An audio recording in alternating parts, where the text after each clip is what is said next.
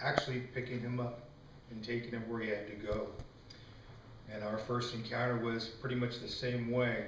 I had passed him several times because I'd seen him on the side of the road, and being cautious like anybody else, thought, no, I'm not going to pick this character up. One day, though, I was coming to work, and I saw him out there, and it was raining, so I decided to pull over and pick him up. And at this particular time, he was living in True Rock, and I shoot through True Rock to come to work. I asked him, where are you going? He said, I'm going to Petaluma, and he had asked me where I was going to be going to in Petaluma, and I told him my location and where I worked, and he told me, well, that's not going to work for me. So I thought, well, what would work for you? He says, well, I'd like to go here. I have to take care of some business in this area. And I thought, well, I'll take you there. And granted, it was on the other side of town from where I work, but something told me this needs to be done. And we got to doing a little talking on the way into town. And I had asked him if you had a vehicle, and he told me, no, I don't. I prefer to walk. I enjoy walking. And I thought, well, okay. And I took him to his little place that he had to go to, which was actually the library. And he said that he'd hope to see me again some other time. Well, I just so happened to have to take care of business in town myself, so I came the route that I had dropped him off. And there he was on my way home.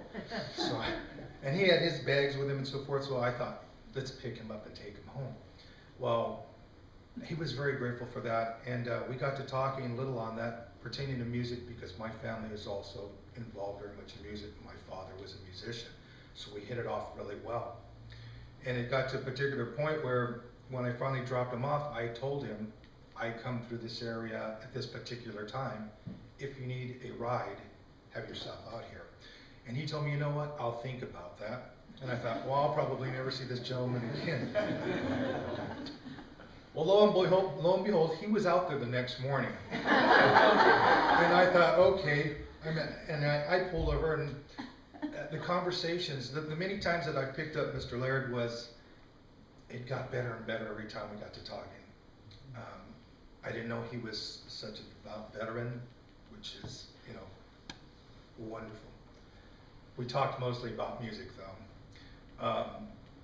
He had repairs, again, for the instruments that he had. He'd asked me, because of the business that I'm involved with, to do little things for him as well, and helping him get these instruments repaired for him. Some things we could, some things we couldn't, but we tried on it. And then he shared pretty much his love of music again, which always touched my heart. He never got into politics with me, but we did share. And when he finally, eventually, one particular ride, when he told me about his health problems, then it really touched my heart. And I made sure to tell him, hey, Dave, if you need to go any place, make sure you're here at this spot, which he did. He made sure he was at that spot. And I also gave him my number and told him, if you ever need a ride back home from town, give me a call. He never did. He was a talented man. I can say that from just listening to his stories and just feeling the compassion in his heart that he had for his love of his talents. It really bothered me when I found out that he had passed. Even now, when I go home and I pass, I always look to see if Dave's standing out here. He eventually moved over into this area here, and again, I would pick him up, and I would make a point to watch for him, and I'd always tell him, put yourself over here so that we don't get hit together.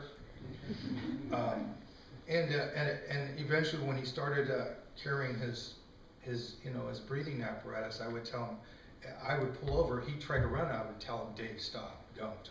I will back up and get you, don't run,